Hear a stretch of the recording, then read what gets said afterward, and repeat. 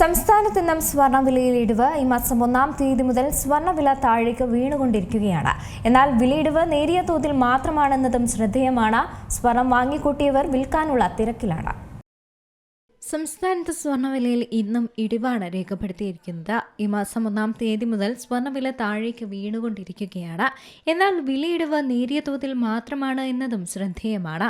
1-ാം തീയതി മുതൽ 3-ാം തീയതി വരെ സ്വർണ്ണവിലയിൽ മാറ്റമുണ്ടായിരുന്നില്ല. എന്നാൽ ഇന്നലെ നേരിയ തോതിൽ സ്വർണ്ണവില ഇടിഞ്ഞു. ഇന്നും സമാനമായ നിലയിലാണ് സ്വർണ്ണമുള്ളത്. ഇന്ന് 1 ഗ്രാം സ്വർണ്ണത്തിന് കേരളത്തിൽ കുറഞ്ഞിരിക്കുന്നത് വെറും 35 രൂപയാണ്. ഇതോടെ 1 ഗ്രാം 22 ക്യാരറ്റ് സ്വർണ്ണത്തിന്റെ വില 14,275 രൂപയായി. ഇന്നലെ ഇത് 14,310 രൂപയായിരുന്നു. 1 പവൻ അഥവാ 8 ഗ്രാം സ്വർണ്ണത്തിന്റെ വിലയിൽ ഇന്നുണ്ടായിരിക്കുന്നത് 280 രൂപയുടെ മാത്രം ഇടിവാണ്. ഇതോടെ ഇന്നലെ 1,14,480 രൂപയായിരുന്ന 1 പവൻ സ്വർണ്ണത്തിന്റെ വില ഇന്ന് 1,14,200 രൂപയായി കുറഞ്ഞു. ജൂൺ 1-ന് 1 പവൻ സ്വർണ്ണത്തിന്റെ വില 1,14,560 രൂപയായിരുന്നു.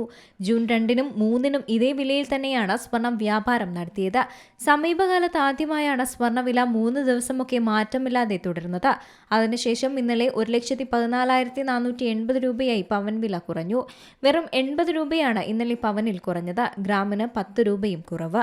അന്താരാഷ്ട്ര സാഹചര്യങ്ങൾ തന്നെയാണ് ആഭ്യന്തര വിപണിയിലെ സ്വർണ്ണവിലയിലും പ്രതിഫലിച്ചത്.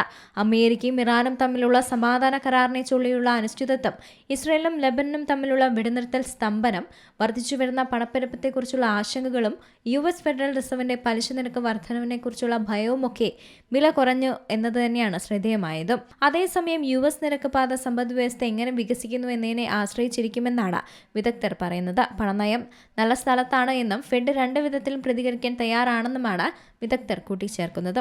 പണപ്പെരുപ്പത്തിനെതിരായ ഒരു വേലിയായി സ്വർണ്ണത്തെ കാണുമ്പോൾ ഉയർന്ന പലിശ നിരക്കുകൾ വിളവ് നൽകാത്ത ലോഹത്തെ ബാധിക്കുന്ന പ്രവണതയും കാണിക്കുന്നുണ്ട്. Business desk, C Malayalam news. ഏറ്റവും പുതിയ വാർത്തകളും വിശേഷങ്ങളും വിരൽത്തുമ്പിലറിയാൻ സി മലയാളം ന്യൂസ് എല്ലാ ഡിജിറ്റൽ പ്ലാറ്റ്ഫോമുകളിലും ലഭ്യം.